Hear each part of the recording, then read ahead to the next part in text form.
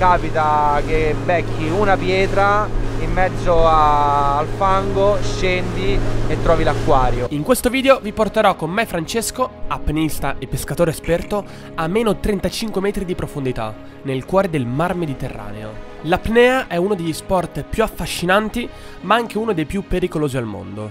Restare sott'acqua trattenendo il respiro è una sfida contro se stessi, ma anche contro i propri limiti. E quando l'apnea si unisce alla pesca subacquea, beh, tutto diventa ancora più estremo. Francesco Sena è uno youtuber che da più di 10 anni condivide la sua passione per il mare e per la pesca in apnea. Così oggi sono venuto fino in Salento per scoprire la sua storia, come si vive a contatto con il mare e cosa significa scendere nel blu infinito. Bella cerniotto.